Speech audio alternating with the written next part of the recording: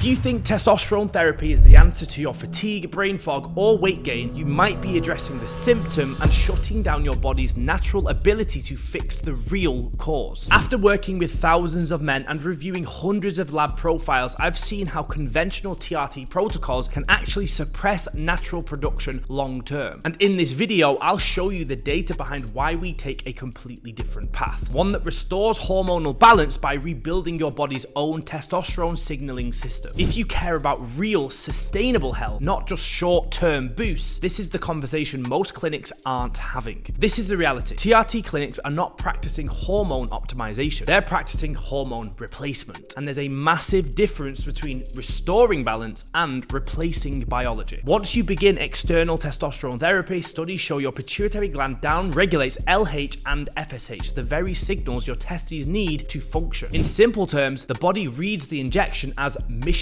accomplished and stops producing its own testosterone. That's not optimization, that's replacement dependence. Here's the paradox. Over the last 2 decades, population studies show that men's average testosterone levels have dropped by roughly 25 to 35%, even after adjusting for age and BMI. Yet the number of men on TRT has quadrupled since 2001. If the therapy were fixing the root cause, we'd expect better population health, not lower energy, higher rates of obesity, and increasing infertility. Because here is the question that nobody's asking. Why have levels dropped so low in the first place? The truth is, if we don't ask that question and we just put a plaster on the symptom rather than addressing the root cause, then the very underlying issues that created the problem with testosterone in the first place will continue to persist, and they will show up in one way or another. This is why so many guys will feel better on TRT for the first 8 weeks or so and then hit a wall and go backwards. Because the root issue, whether it's poor sleep, nutrient deficiencies, gut issues, high stress, you name it, that's all still going on under the surface. And taking TRT was just like putting a sticker over the engine warning light on your car that internal systems are failing. We don't replace hormones, we restore the systems that make them. That means addressing the metabolic, nutritional, and inflammatory root issues that cause testosterone to decline in the first place. Let's break down 5 key ways our approach differs from a conventional TRT model. Number 1, we run a systems-based assessment, not just a hormone panel. Most TRT clinics run total and free testosterone, maybe SHBG, and then they prescribe medication. We go deeper. Thyroid function, cortisol patterns, liver enzymes, micronutrient status, insulin sensitivity, and inflammatory markers. Because clinical data shows that low testosterone often correlates with secondary hypergonadism, driven by metabolic dysfunctions and other problems inside the body, not primary testicular failure. This basically means that the root cause may be completely unrelated to your testes' ability to produce testosterone. Number 2, we target the HPTA axis, not bypass it. The hypothalamic pituitary testicular axis is the communication loop that regulates testosterone production. TRT suppresses this circuit. Our protocols retrain it, using evidence-based nutritional, circadian, and lifestyle interventions that improve gonadotropin signaling. Studies show sleep optimization, weight loss, and micronutrient repletion, especially things like zinc and vitamin D, can raise testosterone levels by 15 to 25% without pharmacological replacement. Number 3, we address inflammation and insulin resistance first. Chronic inflammation and poor insulin sensitivity blunt Leydig cell function, the cells that make testosterone in the testes. Data from the Journal of Andrology shows